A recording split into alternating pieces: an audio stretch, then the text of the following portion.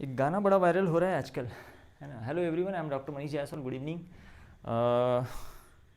Question practice session में हम लोग ये तीसरा वीडियो बना रहे हैं। इससे पहले 2 वीडियो हमने अपलोड किए हैं, उसका बहुत अच्छा रिस्पांस रहा है। कई सारे बच्चों को उससे बेनिफिट मिल रहा है, एक जल्दी और फास्ट रिवीजन हो जा रहा है और एक तरीके का प्रेडिक्शन भी हो जा रहा है प्रीवियस ईयर के क्वेश्चन को सॉल्व करने के बाद कि नीट 2021 में कैसे क्वेश्चन आएंगे। तो हम लोग बात कर रहे थे वायरल सॉन्ग की। तो सुनो मेरी जाने मन, बचपन का प्यार कहीं भूल नहीं जाना रे, ऐसा एक गाना है जो कि 2 साल पहले एक बच्चे ने गाया हुआ था। ठीक है, अभी भी वो बचपन में ही है, इसलिए प्यार को भूल नहीं पा रहा है। बड़े हो जाने के बाद, ठीक है, जब आप बड़े हो जाएंगे, ठीक है, तो आप बिल्कुल भूल जाएंगे, ठीक है, कि बचपन में कितने सारे प्यार हुए, कितनी बार हुए, ठीक है। और अकॉर्डिंग टू मी जो मिल जाए वो प्यार है और जो ना मिले वो बेकार है, ठीक है।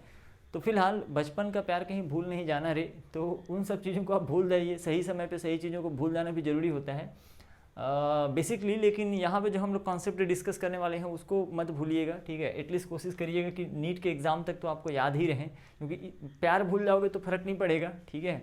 इसको भूल जाओगे तो फ़र्क पड़ेगा, ठीक है। तो चलिए ध्यान देते हैं, यहाँ पे हम लोग सेशन स्टार्ट करेंगे। चैप्टर का नाम है आज जिस पे हम लोग डिस्कस करने वाले हैं, that is human health and disease, ठीक है। ह्यूमन हेल्थ एंड डिजीज़ के क्वेश्चन जो नीट के प्रीवियस ईयर में आए हुए हैं, AIPMT में आए हुए हैं, उस पर हम लोग डिस्कशन करेंगे। क्वेश्चन और उसके आंसर, साथ ही साथ आपको ध्यान रखना है 2 बातों का। एक, आपको स्पीड का ध्यान रखना है अपने बायोलॉजी में, ठीक है, और साथ ही साथ एक्यूरेसी का ध्यान रखना है, ठीक है। ऐसा ना हो कि स्पीड मेंटेन करने के चक्कर में इधर उधर आंसर लगा रहे हो, ठीक है।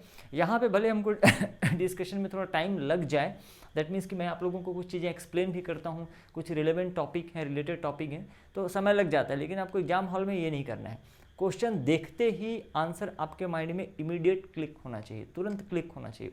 उससे जो रिलेटेड टॉपिक आपने पढ़ा हुआ है, उससे संबंधित जो कुछ भी आपने पढ़ा हुआ है, ठीक है, सही चीज़ें आपके माइंड में तुरंत क्लिक होना चाहिए, ठीक है। साइकोलॉजी एक ये भी कहती है कि पहली बार जो आपके दिमाग में क्लिक होता है किसी प्रश्न को देख के, किसी क्वेश्चन को देख के, फर्स्ट टाइम जो आपके माइंड में क्लिक होता है वही सही आंसर होता है, ठीक है। और इसके बाद जब आप उसका एनालिसिस पोस्टमार्टम करने लगते हो तो कन्फ्यूजन क्रिएट होता है। एनीवे, यहाँ पे आपको कोई कन्फ्यूजन क्रिएट नहीं होगा, हम पूरी तरह से ये कोशिश करेंगे। थोड़ा सा रिवर्स ऑर्डर में चलते हैं। अभी तक आपके साथ जो क्वेश्चन हमने डिस्कस किया हुआ है ना, तो पुराने क्वेश्चन से नए क्वेश्चन में आए हैं, ठीक है। इसमें हम लोग थोड़ा उल्टा कर देते हैं, ठीक है। 2020 से स्टार्ट करते हैं, पिछले साल 2020, ठीक है। 13 सितंबर को एग्जाम हुआ था नीट का, राइट ना। तो 13 सितंबर को जो क्वेश्चन आए रहे हैं उससे डिस्कस करते हैं 2020 से, और फिर पुराने क्वेश्चन पे जाते जाएंगे। तो ये भी पता चलेगा, देखो कितने सारे क्वेश्चन रिपीट हुए हैं, सेम फॉर्म में तो नहीं, लेकिन हाँ थोड़ा बहुत चेंजेस उसमें हमको देखने को मिला है, ठीक है। तो चलिए 2020 में जो क्वेश्चन आया हुआ था उसी से शुरुआत करते हैं। तो पहला क्वेश्चन है क्वेश्चन नंबर 118, ठीक है, that is identify the wrong statement with reference to immunity, ठीक है। इम्यूनिटी से संबंधित, इम्यूनिटी के बारे में गलत स्टेटमेंट बताना है। इसमें से कौन सा स्टेटमेंट गलत है रिलेटेड टू इम्यूनिटी, प्रतिरक्षा तंत्र के संदर्भ में गलत स्टेटमेंट ढूंढना, ठीक है। रॉन्ग स्टेटमेंट, देखिए क्वेश्चन में कई बार क्या होता है, आपको ढूंढना होता है रॉन्ग स्टेटमेंट और आप टिक मार के आ जाते हो राइट स्टेटमेंट। तो क्वेश्चन भी बहुत अच्छे से सावधानी से पढ़ो। और एक अच्छी चीज़ होती है कि मैं हमेशा क्या करता था ना, कि जो मेन चीज़ होता था, जैसे मुझे रॉन्ग स्टेटमेंट ढूंढना है तो मैं इसको अंडरलाइन कर लेता था, ठीक है, वहीं पे कि मुझे क्या ढूंढना है, wrong statement. Point number 1, option number 1 जो दिया हुआ है, when readymade antibodies are directly given it is called passive immunity, सत्य वचन, ये सही बात है, ठीक है। जब पहले से प्रिपेयर्ड एंटीबॉडी दिया जाता है किसी पेशेंट को, एंटीबॉडी दिया जाता है, ठीक है, तो उसको पैसिव इम्यूनिटी बोलते हैं, ठीक है। दूसरा ऑप्शन दिया हुआ है active immunity is quick and give full response. अब देखिए जो एक्टिव इम्यूनिटी होता है ये कैसे होता है, जैसे किसी पैथोजन से इन्फेक्शन हुआ, ठीक है, या फिर किसी पैथोजन को कमजोर करके वीकेंड फॉर्म में, एटेन्यूएटेड फॉर्म में किसी पेशेंट को दिया गया, तो वो एक्टिव इम्यूनिटी होता है। एक्टिव इम्यूनिटी में एंटीबॉडी का फॉर्मेशन पेशेंट के शरीर में ही होता है, पेशेंट के बॉडी में ही होता है।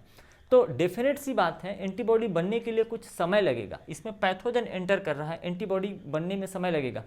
जो पहले से बने हुए एंटीबॉडी को अगर देंगे, प्री प्रिपेयर्ड रेडीमेड एंटीबॉडी, तो उसका रिस्पांस क्विक होगा। लेकिन एक्टिव इम्यूनिटी का रिस्पांस क्विक नहीं होता है, क्योंकि पहले पैथोजन बॉडी में एंटर करेगा, फिर वो हमारे बी लिम्फोसाइट को एक्टिवेट करेगा, बी लिम्फोसाइट प्लाज्मा सेल में कन्वर्ट होंगे और प्लाज्मा सेल एंटीबॉडी का फॉर्मेशन करेगा। तो इट विल टेक टाइम, समय तो लगेगा इसमें, मतलब एक क्विक नहीं होता है। दैट मीन्स कि मुझे मेरा आंसर मिल गया, मुझे रॉन्ग स्टेटमेंट ढूंढना था। तो एक्टिव इम्यूनिटी जो होता है ये क्विक नहीं होता है, ठीक है। राइट ना, तेज नहीं होता है अगर दोनों की कंपेयर की जाए, पैसिव और एक्टिव इम्यूनिटी की। बावजूद इसके मैं आगे के तीसरे और चौथे ऑप्शन को भी पढ़ूंगा और वेरीफाई करूंगा कि क्या ये बेस्ट आंसर है इसके लिए, ठीक है। Foetus receive some antibodies from mother, हाँ प्लेसेंटा के थ्रू फीटस में कुछ एंटीबॉडी आते हैं मदर से। It is an example of passive immunity, बिल्कुल क्योंकि एंटीबॉडी इस केस में मदर के बॉडी में बने हैं एंटीबॉडी मदर के बॉडी में बने हैं और वो प्लेसेंटा के माध्यम से फीटस में आ रहे हैं, ठीक है। तो फीटस को तो रेडीमेड एंटीबॉडी मिल गया ना मदर से, तो ये पैसिव इम्यूनिटी है, नो डाउट। दैट मीन्स कि ये स्टेटमेंट भी हमारा क्या है, करेक्ट है। हम तो रॉन्ग स्टेटमेंट ढूंढ रहे थे जो कि हमको मिल चुका है। आगे देखते हैं, when exposed to antigen living और डेड, ठीक है, जिंदा या मुर्दा एंटीजन से एक्सपोज होगा, antibody are produce in the host body, ठीक है, ठीक है, सही बात है। It is called active immunity, यही बात मैंने आपको बताया, ठीक है।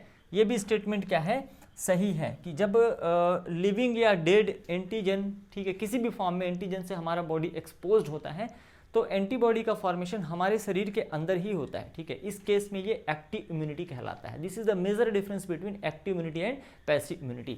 एग्जाम पॉइंट ऑफ व्यू से आप याद रखिएगा कि अगर आपको पहले से बना हुआ एंटीबॉडी, बाहर कहीं से बना हुआ एंटीबॉडी प्री प्रिपेयर्ड किसी भी फॉर्म में दिया जा रहा है, चाहे वो एंटी स्नेक वेनम के फॉर्म में दिया जा रहा है या वो एंटीबॉडी के फॉर्म में दिया जा रहा है, इम्यूनोग्लोबुलिन के फॉर्म में दिया जा रहा है, किसी भी नाम से दिया जा रहा है, ठीक है, वो पैसिव इम्यूनिटी है। लेकिन यदि किसी कारण से आपके शरीर में, आपके बॉडी में ही एंटीबॉडी का फॉर्मेशन होता है तो that is considered as active immunity. थोड़ा स्लो होता है एक्टिव इम्यूनिटी। चलिए, तो 118 क्वेश्चन क्लियर हो जाएगा आपका, क्लियर है। चलिए आगे आ जाते हैं बेटा, क्वेश्चन नंबर 117 पे आ जाते हैं। चलिए, कोलोस्ट्रम, ठीक है, इस पे कई बार क्वेश्चन आ चुका है, ठीक है। Colostrum, the yellowish fluid secreted by mother. देखो क्वेश्चन को डायरेक्ट भी पूछा जा सकता था, स्ट्रेट फॉरवर्ड, इम्यूनोग्लोबुलिन ए होता है, IgA होता है हमारे बॉडी के, ठीक है। किसी भी सिक्रीशन में अगर पूछा जाएगा, चाहे वो मिल्क हो, चाहे सलाइवा हो, कोई भी बॉडी सिक्रीशन में अगर इम्यूनोग्लोबुलिन पूछा जाएगा कौन से टाइप का होता है तो IgA ही आंसर करना होता है। छोटा क्वेश्चन हो सकता था, लेकिन NTA वालों को क्या करना है, आपका टाइम पास भी करना है, क्वेश्चन को बड़ा करना है ताकि आप उसको पढ़ो। डायरेक्ट पूछा जा सकता था कि कोलेस्ट्रम में कौन सा एंटीबॉडी होता है तो आप इम्यूनोग्लोबुलिन ए आंसर करके आ सकते थे, ठीक है। लेकिन क्वेश्चन देखिए क्या दिया हुआ है, colostrum yellowish fluid secreted by mother. आप सब जानते हो ना यार, during the initial days of lactation, ठीक है, पार्चुरेशन या डिलीवरी के बाद, ठीक है, कुछ दिनों तक मदर द्वारा जो मिल्क सीक्रेट होता है उसको हम लोग कोलेस्ट्रम कहते हैं। Is very essential to impart immunity to the newborn. जो नया बच्चा पैदा होता है बेटा, उसके इम्यूनिटी को बढ़ाने के लिए कोलेस्ट्रम बहुत इंपॉर्टेंट है, क्योंकि इस कोलेस्ट्रम में बहुत सारे एंटीबॉडीज प्रेजेंट रहते हैं, ठीक है, ठीक है। New born infant because it contain, क्या कंटेन करता है बेटा, नेचुरल किलर सेल नहीं होता, मोनोसाइट नहीं होता, मैक्रोफेजेस नहीं होता, तो क्या होता है, एंटीबॉडीज होते हैं, इम्यूनोग्लोबुलिन्स होते हैं। हमारे बॉडी में एंटीबॉडीज को इम्यूनोग्लोबुलिन भी कहा जाता है। और कौन सा इम्यूनोग्लोबुलिन, तो IgA रहता है इसमें, ठीक है, याद रहेगा। किसी भी बॉडी सिक्रेशन के लिए आपको आंसर लेना है तो IgA लीजिए। नॉर्मल मिल्क में भी इवन पूछता है ना, ये तो कोलेस्ट्रम की बात हो गई कि नॉर्मल मिल्क में कौन सा इम्यूनोग्लोबुलिन होता है, आंख मूंद के आंसर IgA करके आइए, ठीक है। Is it clear to all of you? Now see, अब हम लोग जंप कर लेते हैं बेटा क्वेश्चन नंबर 114 पे, ठीक है, भूलना नहीं है, ठीक है, भूलना नहीं है, बिल्कुल याद रखना है कॉन्सेप्ट को। 114 देखिए, HIV से रिलेटेड क्वेश्चन है, ठीक है, ह्यूमन इम्यूनोडेफिशिएंसी वायरस, ठीक है, HIV एड्स अच्छा टॉपिक है, HIV कैंसर मलेरिया, ठीक है, अच्छे टॉपिक हैं और ऑलमोस्ट हर अल्टरनेट ईयर में आपको इससे रिलेटेड क्वेश्चन देखने को मिल जाएगा, ठीक है। ये नीट 2016 में पूछा गया क्वेश्चन है। Which of the following is correct regarding, यहाँ पे आपको करेक्ट स्टेटमेंट ढूंढना है, सही statement regarding AIDS causing HIV, ठीक है। तो एड्स पैदा करने वाला, एड्स बीमारी पैदा करने वाला HIV जो वायरस है उसके संदर्भ में कौन सा कथन सत्य है, सत्य वचन ढूंढना है इस बार, ठीक है, यहाँ सत्य ढूंढना था। HIV does not escape but attack the acquired immune response, गलत बात। HIV इज एनवेलोप्ड वायरस, जो HIV वायरस है इसमें एनवेलोप होता है, मतलब कवरिंग होता है, सही है यहाँ तक। Containing 1 molecule of single standard RNA, गलत बात। इसमें सिंगल स्टैंडर्ड RNA के ssRNA, सिंगल स्टैंडर्ड RNA के 2 मॉलिक्यूल होते हैं। और रिवर्स ट्रांसक्रिप्टेज जो एंजाइम होता है बेटा, बहुत इंपॉर्टेंट एंजाइम है ये, ठीक है। रिवर्स ट्रांसक्रिप्टेज रिवर्स ट्रांसक्रिप्शन कराता है, मतलब RNA से DNA का निर्माण, RNA से DNA का फॉर्मेशन करा सकता है, ये कैपेबिलिटी होती है। तो ये 2 होते हैं, मतलब ये भी गलत बात हो गया। HIV इज एनवेलोप्ड वायरस, यहाँ तक ठीक है, HIV एनवेलोप वायरस है, उसमें कवरिंग होता है, आवरण होता है। प्रोटीन का आवरण तो होता ही है, वायरस की तो कहानी ही इतनी है, ठीक है। वायरस में होता क्या है, एक प्रोटीन की कवरिंग होती है और उसके अंदर उसका जेनेटिक मटेरियल, ठीक है, बेसिक स्ट्रक्चर ऑफ वायरस, ठीक है। तो देखते हैं इसमें एनवेलोप्ड वायरस है that contain 2 identical molecule of single stranded RNA, ठीक है, 2 सिंगल स्ट्रैंडेड आरएनए होता है और 2 मॉलिक्यूल रिवर्स ट्रांसक्रिप्टेज होता है। ये सत्य वचन है और यही आपका आंसर भी है, ठीक है। मुझे आंसर मिल चुका है, बावजूद इसके मैं चौथा ऑप्शन भी पढ़ूंगा। HIV इज अनएनवेलोप्ड वायरस, गलत बात बेटा, प्रोटीन कवर होता है वायरस में, HIV वायरस में प्रोटीन का एक आवरण प्रेजेंट होता है, ठीक है। तो इसका भी मुझे आंसर मिल गया, थर्ड ऑप्शन, ठीक है। मैं कॉन्फिडेंस होकर अटेम्प्ट कर सकता हूँ। ऐसे क्वेश्चन जिसके आंसर आप श्योर हो, 100% श्योर हो, उसको तुरंत अटेम्प्ट कर लिया करिए OMR शीट पे, ठीक है। आप इंतजार मत करो, समय कम है और इस वर्ष तो वैसे भी आपके एग्जाम का जो पैटर्न है उसको बदल दिया गया है। 180 मिनट में पहले आपको 180 क्वेश्चंस पढ़ने होते थे, लेकिन अब 180 मिनट में आपको 200 क्वेश्चन पढ़ने हैं।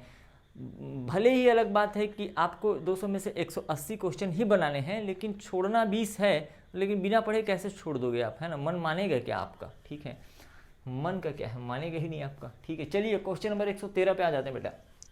113 क्या कह रहा है 113, in higher vertebrate the immune system. देखो कितने इजी क्वेश्चन है ये, डिफिकल्ट क्वेश्चन नहीं है। अगर आप NCERT की ईमानदारी से पढ़े हो या किसी अच्छे टीचर ने आपको बायोलॉजी पढ़ाया है तो डेफिनेटली आप मार दोगे टिक, ठीक है। मोस्ट स्कोरिंग सब्जेक्ट होता है बेटा बायोलॉजी, ठीक है। Higher vertebrate the immune system can distinguish self cell from non self one, ठीक है। मतलब जो हायर वर्टिब्रेट्स होते हैं बेटा, उसमें जो इम्यून सिस्टम होता है अपनी कोशिकाओं, अपने सेल्स को, अपने बॉडी के सेल्स को, अपने बॉडी के मॉलिक्यूल्स को और दूसरे के मॉलिक्यूल्स को डिफरेंशिएट कर सकता है, डिस्टिंग्विश कर सकता है, ठीक है। In this if this property is loss due to genetic abnormality, या किसी भी कारण से यह प्रॉपर्टी लॉस हो जाए तो and it attack self cell, मतलब आपका जो इम्यून सिस्टम है आपके ही सेल्स पर अटैक करने लगे, ठीक है। हमें तो अपनों ने लूटा गैरों में कहाँ दम था, ठीक है। ये बिल्कुल वैसे ही लग रहे हो मुझे, है ना। हमें तो अपनों ने लूटा गैरों में कहाँ दम था, कश्ती कुछ हमारी डूबी वहाँ जहाँ पानी कम था, ठीक है। तो क्या करने गए थे जहाँ पानी कम था, ठीक है। चलिए बात करते हैं यहाँ पे, ठीक है। तो बिल्कुल वैसा ही है यार, इट इज़ लाइक दैट कि कटप्पा ने बाहुबली को मार दिया, लाइक, है ना, ऐसा। तो बहुत आसान है बेटा, इसको बोला जाता है ऑटो इम्यून डिजीजेज, ठीक है। ऑटो इम्यून डिजीज में क्या होता है कि हमारे बॉडी का जो इम्यून सिस्टम है, प्रतिरक्षा तंत्र है, हमारे ही शरीर पे अटैक कर देता है, हमारे बॉडी सेल्स पे अटैक करता है, ठीक है। या आप ऐसे भी कह सकते हैं कि हमारे बॉडी के अगेंस्ट ही, बॉडी सेल्स के अगेंस्ट ही एंटीबॉडीज का फॉर्मेशन स्टार्ट होने लगता है, जिससे कि हमारे सेल्स डिस्ट्रॉय होने लगते हैं, और इसको हम बोलते हैं ऑटो इम्यून डिजीज, ठीक है, स्वप्रतिरक्षा। हालांकि इम्यून सिस्टम हमारे बॉडी के डिफेंस के लिए बना हुआ है, हमारी रक्षा करने के लिए बना हुआ है, इसीलिए तो ये गाना बना है। मुझे लगता है कि जिसने भी ये गाना बनाया होगा, हमें तो क्या अपनों ने लूटा गैरों में कहाँ दम था, ये ऑटो इम्यूनिटी पढ़ के ही बनाया होगा ये गाना, है ना, ठीक है।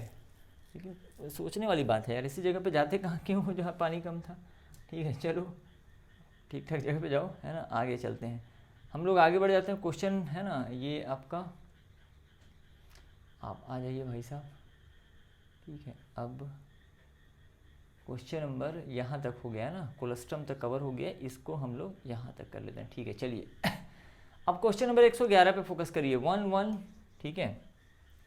क्वेश्चन नंबर 111 पे फोकस करते हैं, क्या कह रहा है, ग्राफ्टिंग से रिलेटेड है, ऑर्गन ट्रांसप्लांटेशन से रिलेटेड है, ठीक है। ऑर्गन ट्रांसप्लांटेशन से रिलेटेड है। ग्राफ्टेड किडनी में बी रिजेक्टेड, मतलब ग्राफ्ट रिजेक्शन की बात हो रही है, in a patient due to, किस कारण से। तो कभी भी देखिएगा बेटा, ऑर्गन ट्रांसप्लांट जो फेलियर होता है उसका कारण होता है सेल मीडिएटेड इम्यूनिटी, उसमें टी सेल इन्वॉल्व होते हैं। तो सीधा आंसर, क्योंकि ये क्वेश्चन बार बार रिपीट हुआ है, ठीक है। ग्राफ्टेड किडनी, अब ग्राफ्टेड किडनी हो या कोई किसी दूसरे ऑर्गन की भी बात हो, ऑर्गन ट्रांसप्लांट जो फेलियर होता है, ग्राफ्ट रिजेक्शन जिसको बोला जाता है, वो किस कारण से होता है, तो that is due to cell mediated immunity, CMI, सीधे आंसर करिए, ठीक है। और ये मेनली इसके लिए रिस्पॉन्सिबल होते हैं टी सेल्स, ठीक है, इसके लिए मुख्यतः जिम्मेदार होते हैं T cell, cell mediated immunity हमको आंसर लेना है। ह्यूमोरल रिस्पॉन्स नहीं होगा, एंटीबॉडी मीडिएटेड इम्यूनिटी बोला जाता है उसको, पैसिव रिस्पॉन्स, इनेट इम्यूनिटी, ये सब चीज़ें नहीं होंगी, ठीक है, क्लियर है। तो कभी भी ऑर्गन ट्रांसप्लांटेशन रिजेक्शन की बात आएगी तो आपको straightforward cell mediated immunity answer करके आना है। आगे बढ़ जाते हैं क्वेश्चन पे। Anti snake venom, question number 112 देखिए, ठीक है। इससे रिलेटेड बहुत सारे क्वेश्चन आते हैं। एंटी वेनम, ठीक है, वेनम मतलब होता है जहर, सांप का जहर इज कॉल्ड वेनम, ठीक है। तो इसको कई बार एंटी स्नैक वेनम भी कहा जाता है। Anti venom injection contain pre form antibody, सही बात है। एंटी वेनम में क्या रहता है, मैंने क्या बताया कि एंटी वेनम हो, ठीक है, इम्यूनोग्लोबुलिन हो, एंटीबॉडी हो, एंटी सीरम हो, सब में एंटीबॉडीज ही रहते हैं पहले से बने हुए, ठीक है। Anti venom injection contain pre form antibody while polio drop जो पिलाया जाता है बच्चों को, 2 बूंद जिंदगी के, जो पोलियो ड्रॉप बच्चों को पिलाया जाता है 5 साल से कम उम्र के बच्चों को, हर साल इसका शिविर लगता है, are administered into the body contain, इसका तो बता दिया, इसको बताने का कोई मतलब ही नहीं था। जो पोलियो ड्रॉप पिलाया जाता है ना, उसमें कमजोर पोलियो वायरस ही होते हैं, ठीक है, कमजोर किए हुए, ताकि उससे बीमारी तो ना हो, ठीक है। ये एक प्रकार का, ठीक है, ये जो पोलियो ड्रॉप पिलाया जा रहा है उससे बच्चों को बीमारी नहीं होती, लाइक वो बॉडी के इम्यून सिस्टम को एक्टिवेट कर देता है, ठीक है, ताकि वो बच्चा फ्यूचर में पोलियो से फाइट कर सके, ठीक है। तो उसमें एटेन्यूएटेड, एटेन्यूएटेड का मतलब होता है बेटा कमजोर किया हुआ, ठीक है, वीकेंड फॉर्म, ठीक है। अगर लाइव पावरफुल वायरस डाल देंगे तो बच्चा इन्फेक्टेड हो जाएगा। पता चला कि उसको वैक्सीन कर रहे हैं, वैक्सीनेशन किया जा रहा है डिजीज से बचाने के लिए, और उसको डिजीज हो गई, है ना। तो पावरफुल या फुल पैथोजेनिक वायरस नहीं डालते, उसको एटेन्यूएटेड कहते हैं। अलग अलग मेथड होता है, हीट से कर सकते हैं, कोल्ड से कर सकते हैं, ठीक है। एक्टिवेटेड पैथोजन नहीं होगा, ठीक है, गामा ग्लोब्यूलिन नहीं होगा, ठीक है, और हार्वेस्टेड एंटीबॉडी ये भी नहीं होगा। तो जो पोलियो ड्रॉप रहता है ना, उसमें पोलियो वायरस ही रहता है, लेकिन फुल फ्लैज फॉर्म में नहीं रहता, पूरा परफॉर्मेंस में नहीं रहता कि वो डिजीज करा सके, लेकिन हाँ इम्यून सिस्टम को एक्टिवेट कर सकते हैं, ठीक है। आगे बढ़ जाएं, ये एक्टिव इम्यूनिटी में आएगा ना, ये भी ध्यान रखिएगा कि पोलियो ड्रॉप जैसे पिला रहे हैं तो ये एक्टिव इम्यूनिटी में आएगा, जबकि एंटी स्नेक वेनम दे रहे हैं। अब खुद आप दिमाग लगाइए कि किसी को सांप ने काटा, अब सांप ने काटा, उसके बॉडी में सांप का जहर चला गया, ठीक है। अब उसका बॉडी कब ना कब एंटीबॉडी बनाएगा, तो विल टेक टाइम, समय लग जाएगा ना, तब तक तो मर जाएगा वो स्नेक पॉइजन से, ठीक है, स्नेक वेनम से। तो उसको प्री फॉर्म्ड एंटीबॉडी दिया जाएगा, उसे ही हम लोग कहते हैं एंटी स्नेक वेनम, ठीक है। पॉलीवैलेंट दिया जाता है आजकल, पहले मोनोवैलेंट चलता था, अब पॉलीवैलेंट दे दिया जाता है, ताकि सभी सांप के जहर के खिलाफ वो कॉमनली काम कर सके। Is it okay? चलिए आगे देख लेते हैं। अगला क्वेश्चन है हमारा 115, ठीक है, म्यूकोसा एसोसिएटेड लिम्फॉइड टिश्यू, ठीक है। एनसीईआरटी की लाइन है ये, इसमें तो ज़्यादा कुछ आपको एक्सप्लेन नहीं करना है।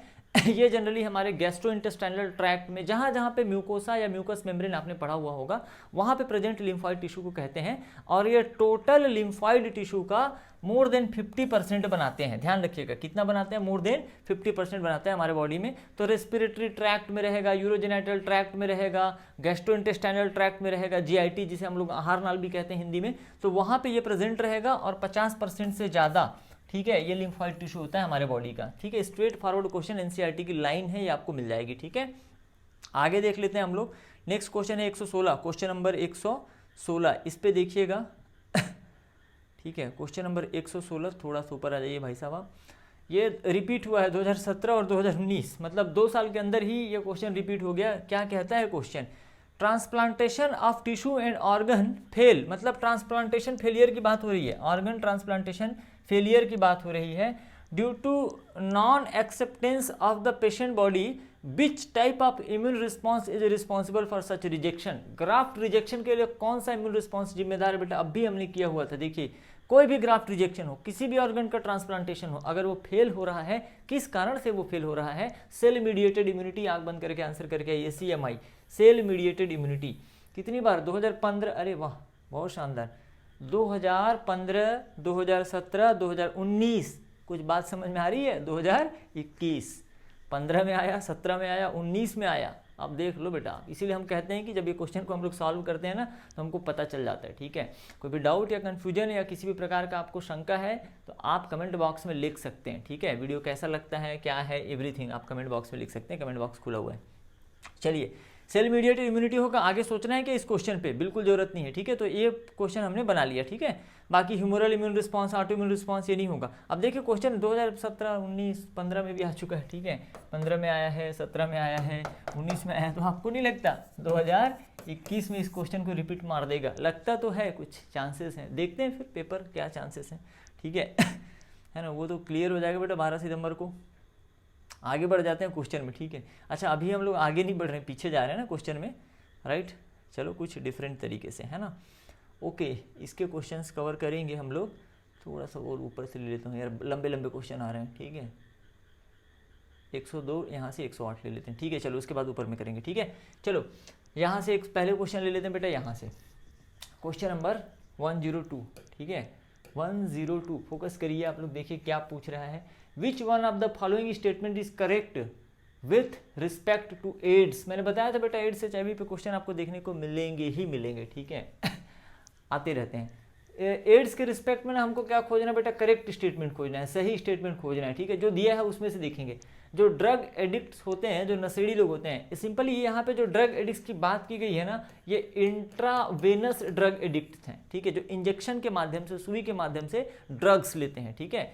ड्रग्स मतलब नशा करने के लिए। Drug addicts are least susceptible ना, ये गलत बात, ठीक है। ड्रग एडिक्ट्स लोगों को तो ज़्यादा चांसेस रहता है बेटा HIV होने का, HIV ट्रांसमिट होने का उन लोगों में, क्योंकि उन लोग यार एक ही सिरिंज से, एक ही निडल से ना 5-6 लोग लगा लेते हैं ग्रुप में, ठीक है। अब इतना पैसा थोड़ी है उनके पास कि सबको नया नया सिरिंज खरीदें। हालांकि गवर्नमेंट NGO के माध्यम से अब इनको सबको फ्रेश डिस्पोजेबल सिरिंज दे रही है, निडल दे रही है, ठीक है। ड्रग्स का खर्चा ये लोग खुद उठाएंगे और सिरिंज और निडल गवर्नमेंट देगी। ऐसा भी तो कर सकती थी यार कि ड्रग एडिक्शन को रोकने के लिए कोई दूसरे तरीके अपना सकती थी। तो HIV को रोकने के लिए किया जा रहा है कि सिरिंज और निडल इनको प्रोवाइड करेंगे और ड्रग का खर्चा ये खुद उठाएंगे, ठीक है। लो इतना ड्रग लेना है, लेते रहो। है तो ये देखिए drug addicts are least susceptible नहीं होते बेटा, इनको ज़्यादा है। तो स्टेटमेंट इनकरेक्ट है, हमको करेक्ट स्टेटमेंट खोजना है, ठीक है। ये इनकरेक्ट है स्टेटमेंट, ठीक है। तो इनको ज़्यादा चांस रहता है HIV होने का, है ना। ट्रांसमिट हो जाएगा ना एक ड्रग एडिक्ट से दूसरे में, ग्रुप में लगाते हैं लोग इंजेक्शन। दूसरा है AIDS patient are being fully cured, है ना। फुली क्योर्ड पूरी तरह से तो ठीक कभी नहीं होता बेटा। हाँ, एक नॉर्मल लाइफ वो लोग जी सकते हैं, ठीक है, एक प्रॉपर केयर के साथ, ठीक है, लेकिन पूरी तरह से ठीक नहीं हो सकता। तो ये स्टेटमेंट भी ना पूरी तरह करेक्ट नहीं है, तो इसको भी मैं रोक के रख लेता हूँ, ठीक है। थर्ड स्टेटमेंट है the causative HIV retrovirus enter helper T lymphocyte दस रिड्यूसिंग देयर नंबर, एकदम परफेक्ट सही है ये, ठीक है। हेल्पर T सेल्स पे अटैक करता है बेटा, ठीक है। हेल्पर T सेल्स पे अटैक करता है HIV, मेनली मैक्रोफेजेस पे भी करता है, लेकिन मुख्यतः हेल्पर T सेल्स पे अटैक करता है। इसलिए देखिएगा कि HIV में ना हेल्पर T सेल्स का काउंट जो होता है, ठीक है, एक प्रकार के ये भी लिम्फोसाइट ही हैं, T लिम्फोसाइट हैं, WBC है, ठीक है। तो हेल्पर T सेल काउंट जब कराएंगे तो वो डिक्रीज हो जाता है, घट जाता है। HIV के सिम्टम तभी आते हैं जब हेल्पर T सेल काउंट क्या होता है, कम होता है। तो ये स्टेटमेंट मुझे मिल गया, करेक्ट ही तो खोज रहा था मैं, ठीक है। ये करेक्ट मिल गया। चौथा स्टेटमेंट पढ़िए, HIV can be transmitted through eating food together with an infected person. मतलब ये है भैया, संक्रमित व्यक्ति के साथ बैठकर भोजन करने से HIV का ट्रांसमिशन होता है क्या? बिल्कुल नहीं होता है, एकदम असत्य बात, गलत बात, ठीक है। साथ में भोजन करने से प्यार बढ़ता है बेटा, है ना, HIV नहीं फैलता। एडवर्टीजमेंट आता था ना दूरदर्शन पे इसका, ठीक है, कि HIV इस तरीके से नहीं फैलता है ना, साथ में भोजन करने से, हाथ मिलाने से, ऐसे HIV नहीं फैलता। तो ये भी हो गया मेरा स्टेटमेंट गलत, इसको भी गलत कर लो, और ये परफेक्ट करेक्ट स्टेटमेंट मुझे मिल गया है। तो इसका आंसर हो जाएगा 102 का तीसरा, थर्ड, सही है। आगे बढ़ते हैं, क्वेश्चन नंबर 103 देख लीजिए, 103। A person suspected to suffer from AIDS, एक व्यक्ति जिसको शंका है कि एड्स से संक्रमित हो सकता है, उसको कौन सा डायग्नोस्टिक टेस्ट के लिए एडवाइस किया जाएगा, ठीक है, क्या सलाह दिया जाएगा? एकदम इजी क्वेश्चन है बेटा, एलिसा टेस्ट, ठीक है। एंजाइम लिंक्ड अल्ट्रासाउंड या सोनोग्राफी थोड़ी कराएंगे उसका, ठीक है, इसको सोनोग्राफी बोलते हैं, ये नहीं कराएंगे बेटा। विडाल टेस्ट बेटा टाइफाइड के लिए कराते हैं, नोट कर लीजिएगा। विडाल टेस्ट किसके लिए कराते हैं? टाइफाइड के लिए कराते हैं, बैक्टीरियल डिजीज है, salmonella typhi. MRI CT scan की जरूरत नहीं है फिलहाल तो, ठीक है। इनिशियली क्या कराएंगे उसका? एलिसा टेस्ट कराएंगे, एंजाइम लिंक्ड इम्यूनोसॉर्बेंट एसे, ठीक है, इसका फुल फॉर्म होता है, कई बार तो फुल फॉर्म भी पूछा जाता है इसका, एंजाइम लिंक्ड इम्यूनोसॉर्बेंट एसे। कमेंट बॉक्स में आप मुझे बताइए कि इसमें कौन सा एंजाइम यूज किया जाता है एलिसा टेस्ट में कौन सा एंजाइम यूज़ किया जाता है, ये भी आपके एग्जाम में पूछने की संभावना है। अब सब कुछ हम ही बताएंगे तो आप क्या मेहनत करोगे?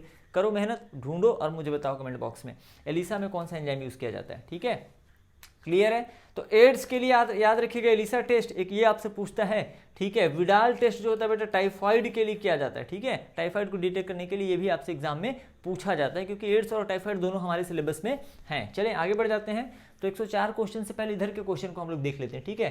क्वेश्चन नंबर 108, 108, ठीक है। विच इज करेक्टली मैच्ड, ठीक है, इनमें से कौन सही तरीके से मैच किया गया है? मैचिंग वाला क्वेश्चन है, बहुत आसान रहते हैं मैचिंग वाले क्वेश्चन, ठीक है। उधर से थोड़ा लाइट का रिफ्लेक्शन आ रहा है आपको शायद पता नहीं चल रहा होगा but it's okay. Correctly match देखो बेटा क्या है, anti tetanus and anti snake bite injection active immunity है। एंटी टिटेनस और anti venom, anti snake venom क्या एक्टिव इम्यूनिटी है? आप बताइए। ठीक है, आंसर मिल गया मुझे। ठीक है, राइट। ये जो होता है पैसिव, क्योंकि इसमें प्री फॉर्म्ड एंटीबॉडीज होते हैं। ठीक है, एंटी टिटेनस हो या फिर एंटी स्नेक वेनम का लिए जो होता है उसमें प्री फॉर्म एंटीबॉडी होते हैं, इसलिए ये पैसिव इम्यूनिटी होता है। अभी हम आपको बता चुके हैं। मतलब करेक्टली मैच होना, तो ये करेक्टली मैच नहीं है। ठीक है, ये करेक्टली मैच नहीं है। Polymorphonuclear leucocyte and monocyte cellular barrier हैं क्या? ठीक है, हाँ ये है सेलुलर बैरियर। ल्यूकोसाइट और मोनोसाइट सेल हैं बेटा। ठीक है, इम्यून सिस्टम के सेलुलर बैरियर हैं। Saliva in mouth and tear in eyes. ठीक है, लार, ठीक है, माउथ में और टीयर बेटा ये फिजिकल बैरियर है क्या? नहीं, ये फिजियोलॉजिकल बैरियर है। ठीक है, तो ये स्टेटमेंट भी गलत है, पहला स्टेटमेंट भी गलत है। ठीक है, क्योंकि इसके कायदे से ये पैसिव इम्यूनिटी होना चाहिए था। ठीक है, तो दो गलत स्टेटमेंट है, ये वाला सही है। अब देख लेते हैं चौथा स्टेटमेंट। देखो, mucus containing epithelium, urinogenital tract and HCl in stomach physiological barrier है क्या? देखिए HCl इन स्टोमक, ठीक है, स्टमक में HCl फिजियोलॉजिकल बैरियर है, जबकि जो म्यूकस मेम्ब्रेन होता है और ये है ना epithelium, mucus membrane, urogenital tract का, ये सब फिजिकल बैरियर में आते हैं। ठीक है, ये फिजिकल बैरियर में आते हैं। मतलब ये स्टेटमेंट भी पूरी तरह से करेक्ट नहीं है and we are looking for correct statement. अब आप देख लीजिए कि क्या आंसर आपको करना चाहिए। स्पीड और एक्यूरेसी दोनों मेंटेन रखनी है। ठीक है, इसलिए हम लोग प्रैक्टिस करते हैं ताकि हम लोग स्पीड भी प्रॉपर मेंटेन रख सकें और एक्यूरेट आंसर लगा सकें, क्योंकि एक भी गलती, ठीक है, ये डिसाइड कर देगा बेटा कि आप डॉक्टर हो या नहीं हो। ठीक है, उनके लिए खास करके जिनके मार्क्स बिल्कुल बॉर्डर लाइन पे आते हैं, ठीक है, कट ऑफ मार्क्स के बिल्कुल पास में रहते हैं। ठीक है, अब जैसे लास्ट ईयर का cut off marks suppose Chhattisgarh state के लिए जनरल के लिए मैं 550 बोलता हूँ। ठीक है, 550 गया था, 550 गया था। अब आप बताइए जिसके नंबर है ना 549 होंगे, 548 होंगे, 547 होंगे, इस टाइप के मार्क्स वाले बच्चों के दिल पे क्या गुजर रही होगी? वो कौन सा सवाल था जिसको मैंने गलत कर दिया? ठीक है, वो कौन सा क्वेश्चन था जो मुझसे गलत अटेम्प्ट हो गया? पूरा एक साल, वो भी ऑनलाइन सिस्टम के साथ पढ़ाई करना। ठीक है, पूरा एक साल, यस और नो, ध्यान रहेगा है ना। तो बहुत ईमानदारी से और बहुत ही सिंसियरिटी के साथ आपको अटेम्प्ट करना है। ठीक है, सोच समझ के करना है। आगे बढ़ते हैं क्वेश्चन पे। फिर CMI आ गया क्या? Cell mediated immunity inside human body is carried out by T lymphocyte. कहाँ गया बेटा? निगाहें तरस रही हैं तुम्हें देखने को, टी लिम्फोसाइट कहाँ हो? ठीक है, ये है टी लिम्फोसाइट। सीधे आंसर क्या करो यार, जिसकी थ्योरी अच्छी है आपकी, ठीक है, जिसके क्वेश्चंस आपसे इजीली बन जाते हैं ना डायरेक्ट, तो खोजो उसको। मैंने क्या कहा था, क्वेश्चन पढ़ते ही आपके माइंड में पूरा क्लिक हो जाना चाहिए। ठीक है, तो cell mediated immunity inside human body है ना। इरिथ्रोसाइट क्या होता है बेटा? RBC, इम्यून सिस्टम में तुमने पढ़ा ही नहीं होगा RBC। हाँ, बी लिम्फोसाइट तुमने पढ़ा इम्यून सिस्टम में। तो इससे जो होता है एंटीबॉडी मीडिएटेड इम्यूनिटी आती है। ठीक है, जो बी लिम्फोसाइट है। और थ्रोम्बोसाइट, वॉम्ब्रोसाइट, ये तो प्लेटलेट है बेटा। क्या लिखा है? थ्रोम्बोसाइट लिखा हुआ है, कोई दिक्कत नहीं, थ्रोम्बोसाइट होता है। ये प्लेटलेट है, ब्लड क्लॉटिंग में काम आते हैं। ठीक है, तो हटा दीजिए इसको, सीधे आंसर करिए टी लिम्फोसाइट। आगे बढ़ जाते हैं। ठीक है, अब हम क्वेश्चन 104 और 110 पे बात करेंगे। ठीक है, 104 और 110, बाकी नीचे का हो गया। ठीक है, आइए देखते हैं क्वेश्चन नंबर 104 क्या कहता है। ठीक है, क्या जानना चाहता है 104 क्वेश्चन हमसे और आपसे? ठीक है, क्या ये सवाल हाँ, बड़ा अच्छा सवाल है, बहुत शानदार। ठीक है, लेके चलते हैं इसको भी। 104, at which stage of HIV infection does the patient show symptom of AIDS? ठीक है, HIV इन्फेक्टेड पर्सन में एड्स के सिम्टम कब आएंगे? ठीक है, देख लेते हैं। इसमें से 4 स्टेटमेंट है, एक मुझे ठीक करना है। ठीक है, निकल जाऊंगा। उसके बाद मैं यहाँ से भी 2011 में पूछा गया था, AIPMT में all India pre medical test कहा जाता था उस दौरान इसे। आजकल इसे national eligibility cum entrance test कहा जाता है, नीट, जो कि एक कॉमन टेस्ट हो गया भारत के किसी भी मेडिकल कॉलेज में एडमिशन लेने के लिए सवाल बनाते हैं। पहला स्टेटमेंट है HIV replicate rapidly in helper T lymphocyte and damage a large number of them. ठीक है, सही बात, बिल्कुल परफेक्ट है। आंसर तो मुझे मिल चुका है। ठीक है, ऐसा मुझे लग रहा है, लेकिन बाकी स्टेटमेंट में पढ़ने की कोशिश करूंगा। ठीक है, तो HIV जो है ना, replicate rapid helper T cell lymphocyte के अंदर तेजी से विभाजित होता है, रेप्लिकेट होता है और बहुत सारे हेल्पर टी सेल को नष्ट कर देता है। तभी अभी मैंने थोड़ी देर पहले बताया था HIV पेशेंट में सिम्टम इसी समय आते हैं जब उसके हेल्पर टी सेल्स का जो काउंट है, जो नंबर है, जो संख्या है वो कम हो जाता है। इसी समय HIV के लक्षण दिखाई देते हैं। ठीक है लक्षण ठीक नहीं लग रहे हैं हमको, राइट। चलिए बढ़िया, बच्चे लोग मैसेज भी करते रहते हैं ना, अच्छा लगता है कभी कभी मैसेज आप लोगों को पढ़ के। ठीक है इसमें से किसी भी क्वेश्चन में अगर आपको डाउट होता है, ठीक है, किसी तुरंत व्हाट्सएप करिए। ठीक है कभी भी कोई भी डाउट आता है किसी भी क्वेश्चन में, इमीडिएट आप व्हाट्सएप करिए। ठीक है डाउट आपका तुरंत सॉल्व कर दिया जाएगा। मुझे नहीं करिए, अपने बायोलॉजी के टीचर को करिए। अब सब चीज़ों के लिए आप हमें ही परेशान थोड़ी करेंगे, मैक्सिमम तो हम आपको यहाँ पे बता ही दे रहे हैं। ठीक है चलिए हाँ, तो विद इन 15 बाकी मेरे बच्चे जो हैं, मेरे जो स्टूडेंट्स हैं, वो कभी भी मुझे मैसेज कर सकते हैं और मैं बिल्कुल उनका डाउट सॉल्व कर देता हूँ। ठीक है समय मिलने पे बाकी लोगों का भी किया जाता है। ठीक है नाराज मत होइएगा। लाइक शेयर सब्सक्राइब तो करते ही नहीं हो यार, है ना, जब तक हम बोलेंगे नहीं तब तक करोगे नहीं लेकिन जिद है, वीडियो हम बनाएंगे। तो अगला देखिए, with in 15 days of sexual contact. ठीक है अरे वाह, ऐसा कहाँ होता है भैया, है ना। इसके सिम्टम आने में ना टाइम लग जाता है, 6 मंथ से ज़्यादा, 6 मंथ, 1 साल, 2 साल, 5 साल तक का समय लग सकता है HIV के सिम्टम आने में। ठीक है तो 15 दिन के अंदर नहीं आता है। इस प्रकार की बीमारी है ही नहीं HIV की लैंगिक संसर्ग, सेक्सुअल कॉन्टैक्ट को हिंदी में कहा जाता है लैंगिक संसर्ग के 15 दिन के अंदर कभी नहीं आता सिम्टम HIV का। ठीक है राइट। तो ये गलत बात को तुरंत काट दो, है ना। एग्जाम में ना यही मेरा तरीका था सॉल्व करने का। जिस तरीके से मैं यहाँ पे आपके सामने सॉल्व कर रहा हूँ ना, इसी तरीके से मैं भी एग्जाम में क्वेश्चन पेपर सॉल्व करता था। फास्ट उसको पढ़ना, जो गलत है उसको काट दो, जो सही बचा उसमें छांट लो। ठीक है when an infected retrovirus enter host cell, जब रिट्रोवायरस होस्ट सेल में एंटर करेगा तब सिम्टम आएगा क्या? अरे पहले दिन तो बेटा इस समय तो कांटेक्ट हुआ है, समय लगेगा, ये भी गलत बात है। खास करके HIV की बात कर रहा हूँ मैं। ठीक है जिस दिन ऐसा तो लगभग किसी बीमारी में नहीं होता, फूड पॉइजनिंग वगैरह को छोड़ दो तो ज़्यादातर बीमारियों में, ज़्यादातर डिजीज में एक इंक्यूबेशन पीरियड होता है। उस इंक्यूबेशन पीरियड के टाइम पे पैथोजन हमारे शरीर में एंटर करता है, अपनी संख्या बढ़ाता है और उसके कुछ दिनों के बाद डिजीज के सिम्टम आते हैं। ठीक है जो फूड पॉइजनिंग का केस है उसमें तुरंत सिम्टम आ जाता है, वोमिटिंग वगैरह। क्यों? ऐसा आपने सुना है ना, फूड पॉइजनिंग, भोजन विषाक्तता जिसको कहा जाता है, उसमें आपको ना इंक्यूबेशन पीरियड की जरूरत ही नहीं है उसमें। क्यों? क्योंकि उसमें विष जो है ना, टॉक्सिन जो है, वो पहले से उस भोजन में बन चुका रहता है। ठीक है जो विषैला भोजन है ना, तो उसमें पहले से टॉक्सिन बन चुका रहता है और वो टॉक्सिन बॉडी में एंटर करता है। इसलिए लक्षण वोमिटिंग ना तुरंत हो जाएगा आपको, इमीडिएट, एक दिन के अंदर ही। तो वो अलग चीज़ है, वो अलग बीमारी है। ठीक है अब बाकी ज़्यादातर बैक्टीरियल, वायरल, फंगल, ये सब जो डिजीज रहेगा ना, तो इसमें एक प्रॉपर इंक्यूबेशन पीरियड होता है, मतलब 3 दिन का, 5 दिन का, 10 दिन का, 14 दिन का, डिपेंडिंग अपॉन द पैथोजन, अलग अलग होता है ये। ठीक है सबका एक जैसा नहीं होता। HIV केस में बहुत लंबा होता है। ठीक है ना, 2 साल 3 साल तक भी चला जाता है, तुरंत तो आ ही नहीं सकता, ध्यान रहेगा।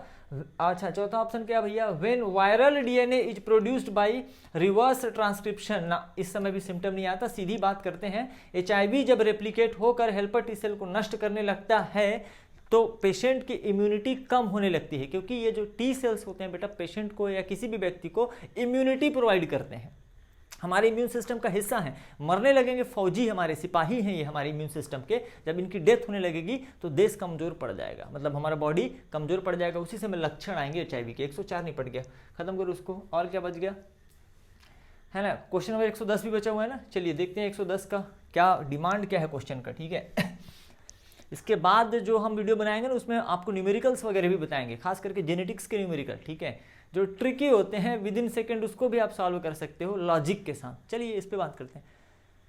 110 क्या कहता है, if you suspect major deficiency of antibody, antibody की कमी है। ठीक है एंटीबॉडी की डेफिशिएंसी हो गई है in a person, to which of the following would you look for confirmatory evidence. ठीक है किसी व्यक्ति में, है ना, एंटीबॉडी की कमी हो गई है, तो इसमें से क्या आप चेक कराएंगे, है ना, ताकि एविडेंस मिल जाए आपको, सबूत मिल जाए, सबूत के तौर पे। ठीक है क्या मांगेंगे, क्या चेक कराएंगे? फाइब्रिनोजेन, कौन सा प्रोटीन चेक कराएंगे भैया उसके ब्लड में? फाइब्रिनोजेन इन प्लाज्मिन या ब्लड प्लाज्मा, सीरम एल्बुमिन कराएंगे, हीमोसाइट वैल्यू कराएंगे, सीरम ग्लोब्यूलिन कराएंगे। तो देखिए जो एंटीबॉडी होते हैं हमारे बॉडी में, ठीक है, आपने ब्लड प्रोटीन पढ़ा होगा, एल्बुमिन, ग्लोब्यूलिन, फाइब्रिनोजेन, ऐसे ब्लड प्रोटीन पढ़े होंगे। ठीक है इसमें से जो ग्लोब्यूलिन प्रोटीन होता है, ठीक है, जो ग्लोब्यूलिन प्रोटीन होता है, ठीक है, इसके 3 टाइप होते हैं, अल्फा, बीटा और गामा। कितने टाइप होते हैं? 3 type, alpha globulin, beta globulin और गामा ग्लोब्यूलिन। तो इसमें से जो गामा ग्लोब्यूलिन है, आपका तो आंसर मिल गया,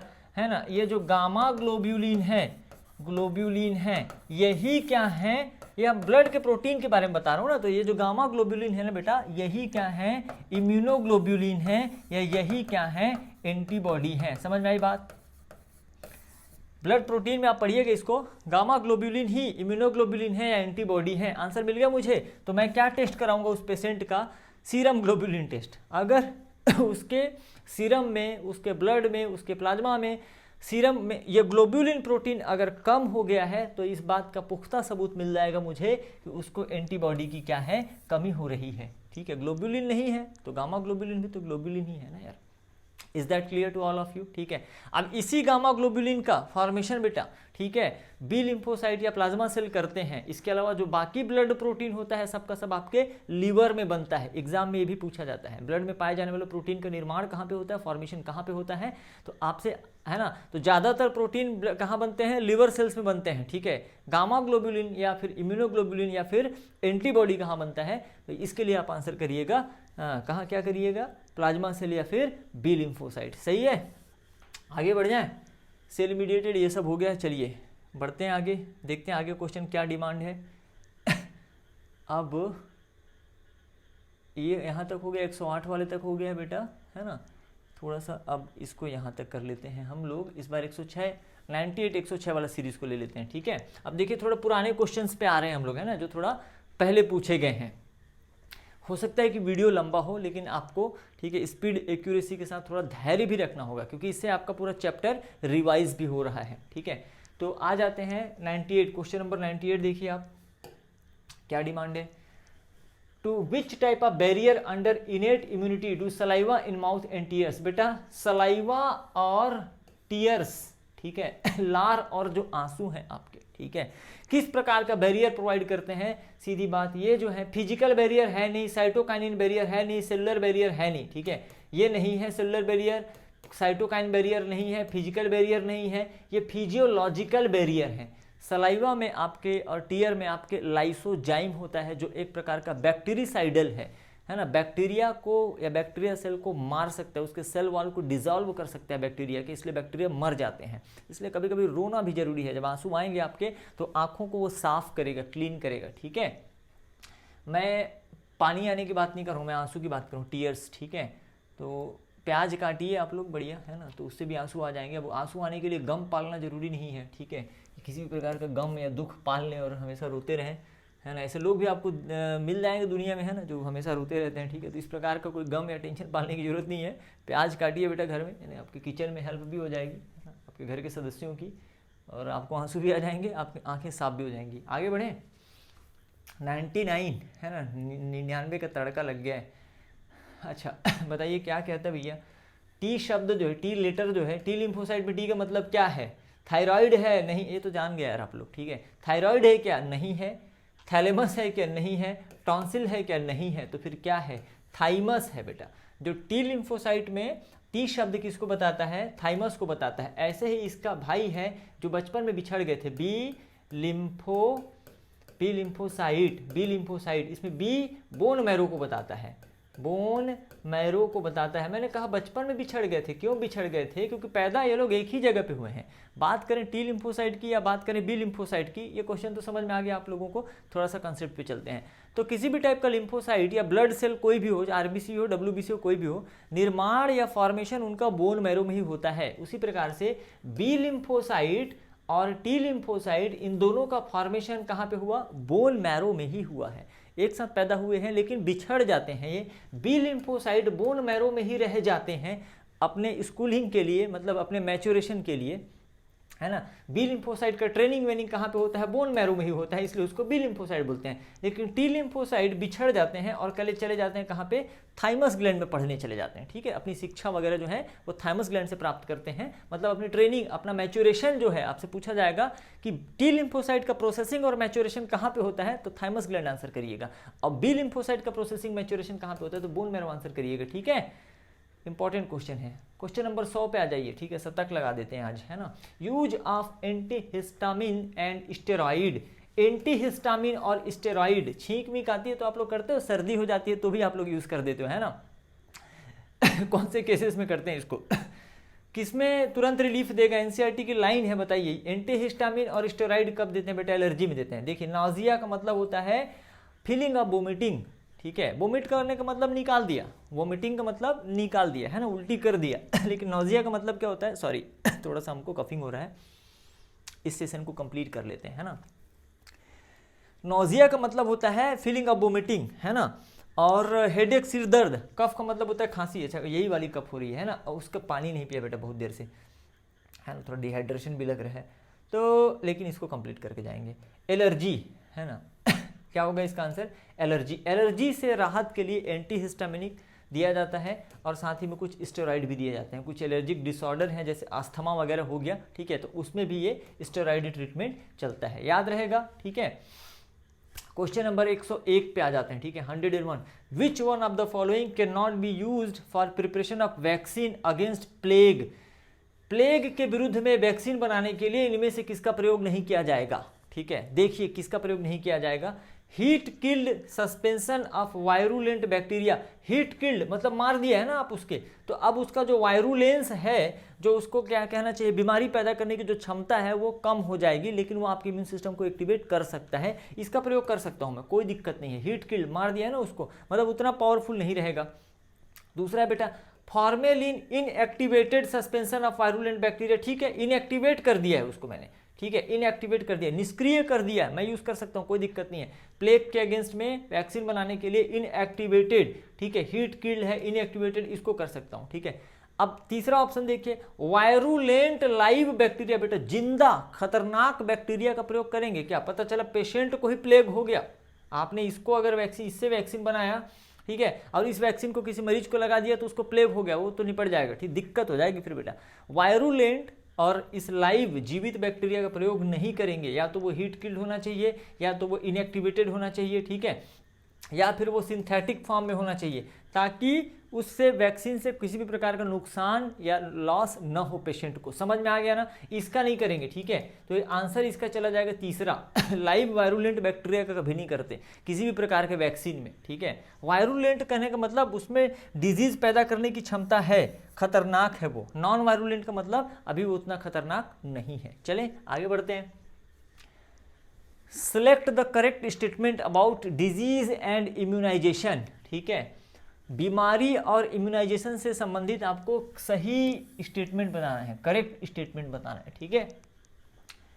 और पहला है, if due to some reason B and T lymphocyte are damage the body will not produce antibody against a pathogen. सत्य वचन। क्यों? क्योंकि अगर बी लिम्फोसाइट डैमेज हो जाएगा किसी भी कारण से, तो बी लिम्फोसाइट ही तो एंटीबॉडी का फॉर्मेशन कराता था, ठीक है, किसी भी पैथोजन के अगेंस्ट में एंटीबॉडी नहीं बनेगा, ठीक है, बी लिम्फोसाइट ही कराता था। टी लिम्फोसाइट एंटीबॉडी नहीं बनाते, लेकिन वो मदद करते हैं, क्योंकि वो दोनों भाई हैं। बी लिम्फोसाइट और टी लिम्फोसाइट एक दूसरे के भाई हैं, ब्रदर हैं, एक जगह पैदा हुए हैं। तो बी लिम्फोसाइट, ये मुझे मिल गया करेक्ट स्टेटमेंट। आगे बढ़ देते हैं, ठीक है, कि बाकी गलत क्यों है, क्या दूसरा स्टेटमेंट इससे ज़्यादा सही है, ठीक है। चलिए, injection of inactivated pathogen causes passive immunity ना, इनएक्टिवेटेड पैथोजन को दे रहे हैं बेटा, इसका इंजेक्शन दे रहे हैं, तो एंटीबॉडी का फॉर्मेशन होस्ट के बॉडी में होगा, मतलब ये एक्टिव इम्यूनिटी में आएगा, पैसिव में नहीं आएगा। मतलब ये कथन जो है असत्य है, पूरी तरह से गलत है ये कथन, ठीक है। आगे बढ़ते हैं। Certain protozoan have been used in mass production of hepatitis B virus. गलत बात, हेपेटाइटिस बी वायरस आजकल इसके लिए जो वैक्सीन बनाया जाता है आजकल रिकॉम्बिनेंट डीएनए टेक्नोलॉजी से बनाया जाता है, पूरी तरह से सिंथेटिक है वो, तो ये भी कथन जो है ये गलत कथन मिल गया मुझे। Injection of snake antivenom, anti snake venom against snake bite is an example of active immunity. बताइए क्या एक्टिव इम्यूनिटी है ये? ना, एंटी स्नैक वेनम में प्री फॉर्म्ड एंटीबॉडीज होते हैं, पहले से बने हुए एंटीबॉडीज होते हैं, इसलिए ये पैसिव इम्यूनिटी है, अर्थात यह कथन भी हमारा क्या हो गया, गलत हो गया। This statement is also incorrect, so the answer goes to number 1, ठीक है। ये मुझे पहले ही मिल गया था, ये मुझे पहले ही मिल गया था, लेकिन वेरीफाई कर लिया करो, ठीक है, कि आप जो अटेम्प्ट करने जा रहे हो वो 100% करेक्ट होना चाहिए, ठीक है। ऐसी गलतियां कर देते हैं यार बच्चे लोग, हमसे भी हो जाती है, ऐसा नहीं, कोई परफेक्ट नहीं होता बेटा, है ना। Which one is not property of cancer cell. Question number 107 पे फोकस करिए, 107। Which one is not property of cancer cell? They show contact inhibition, आहा ये देखो, कॉन्टैक्ट इनहिबिशन एक फिनोमिनन है जो कि नॉर्मल सेल में पाया जाता है, नॉर्मल सेल में, कैंसर सेल में नहीं। कैंसर सेल में तो ये कॉन्टैक्ट इनहिबिशन नहीं होता, इसीलिए तो वो लगातार विभाजित होते हैं, कंटिन्यूअसली डिवाइड होते हैं। अब ये कॉन्टैक्ट इनहिबिशन है क्या? सेल डिवीजन के टाइम पे क्या होता है, जैसे कि मान लो एक सेल है, एक सेल है, एक सेल है, एक सेल है, एक सेल है। अब ये सेल जब डिवाइड हो रहे हैं तो एक सेल जब दूसरे सेल के कांटेक्ट में आएगा, संपर्क में आएगा, तो इनका डिवीजन रुक जाएगा। और ये सामान्य कोशिका का ये कैरेक्टर जो है एक नॉर्मल सेल का कैरेक्टर है, कैंसर सेल का नहीं है। जब डिवीजन के टाइम पे एक सेल, डिवीजन और ग्रोथ के टाइम पे एक सेल दूसरे सेल के कांटेक्ट में आता है ना, तो उसका डिवीजन और ग्रोथ रुक जाता है, तो ये अच्छी बात है। अब मान लो नहीं रुकता यार, तो फिर उस केस में क्या होता, ओवरलैप करता और लगातार डिवाइड होते रहता। तो कॉन्टैक्ट इनहिबिशन जो है, ठीक है, which one is not property of cancer cell, they show contact inhibition ना। कॉन्टैक्ट इनहिबिशन ही तो नहीं होता कैंसर सेल में। तो आंसर तो मुझे मिल गया है, लेकिन बाकी ऑप्शन को भी हम लोग वेरीफाई कर लेते हैं, देख लेते हैं क्या है, ठीक है। समझ में आ गया ना कॉन्टैक्ट इनहिबिशन। तो कॉन्टैक्ट इनहिबिशन नॉर्मल सेल की प्रॉपर्टी है, कैंसर सेल में ये प्रॉपर्टी लॉस हो जाती है। मतलब कैंसर सेल एक दूसरे के कांटेक्ट में आने के बाद भी डिवाइड होते रहते हैं, एक दूसरे के जगह को ऑक्यूपाई कर लेते हैं, कॉम्पिटिट करते हैं नॉर्मल सेल से न्यूट्रिएंट के लिए। समझ में आ रही बात। डिवाइड इन अनकंट्रोल्ड मैनर, ये प्रॉपर्टी है, ठीक है, अनियंत्रित विभाजन करते हैं, ये तो गुड है बेटा, कैंसर बोला ही जाता है बेटा। अनकंट्रोल्ड, ठीक है, division of cells is called cancer, ठीक है, सेल या टिश्यू है ना। अनियंत्रित विभाजन। Compete with normal cell for vital nutrients, ठीक है, सामान्य कोशिकाओं के साथ, नॉर्मल सेल के साथ कंपटीशन करेंगे ही करेंगे बेटा कैंसर सेल, ठीक है, क्योंकि वो फास्ट तेजी से डिवाइड हो रहे हैं। तो डिवाइड होने के लिए तो एनर्जी चाहिए, फूड चाहिए, तो नॉर्मल सेल के हिस्से का भोजन कर लेते हैं बेटा, खा लेते हैं, ठीक है। चलिए, to not remain confined to area of formation, तो जहां पे कैंसर का फॉर्मेशन होता है वो सिर्फ उसी जगह तक नहीं रहते। ये सत्य वचन है। किस केस में ये स्टेटमेंट सही है बेटा? जब कैंसर आपका मेटास्टेसिस में हो, मेटास्टेसिस, ठीक है। कैंसर के फैलने के प्रोसेस को बोला जाता है मेटास्टेसिस, ठीक है। आपने ट्यूमर दो टाइप का पढ़ा होगा, एक बिनाइन ट्यूमर पढ़ा होगा जो उस जिस जगह पे बनता है उसी जगह तक रह जाता है, उसको बोलते हैं बिनाइन ट्यूमर। जहाँ पे उसका फॉर्मेशन होता है बिनाइन ट्यूमर का, वो उसी जगह तक, क्योंकि वो कनेक्टिव टिश्यू से कवर रहता है, उसका ऊपर एक कैप्सूल पाया जाता है, उसको बोलते हैं बिनाइन ट्यूमर, ठीक है। शुरुआती अवस्था बोल सकते हो कैंसर का। लेकिन कैंसर की दूसरी अवस्था आप लोग पढ़ते हो बेटा malignant tumour, M for malignant tumour और एम फॉर मेटास्टेसिस। कहाँ पे लिखूँ, क्लियर करते हैं इसको, क्लियर, ठीक है, मैंने यहाँ पे बता रहे हैं ना बेटा, ठीक है।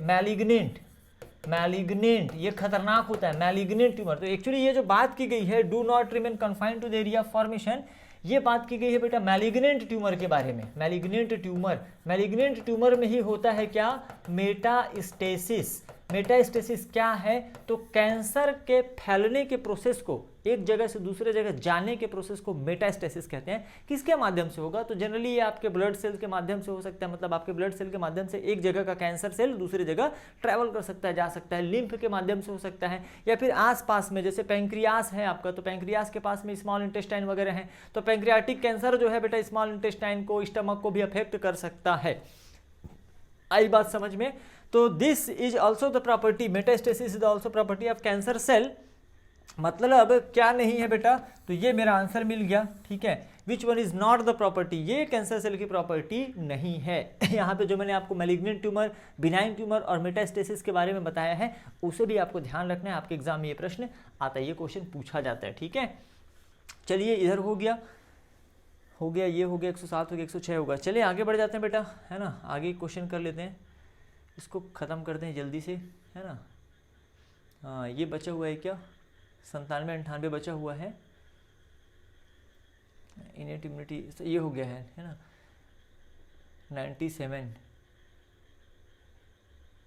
97 और विच, अच्छा ये 105 देखो।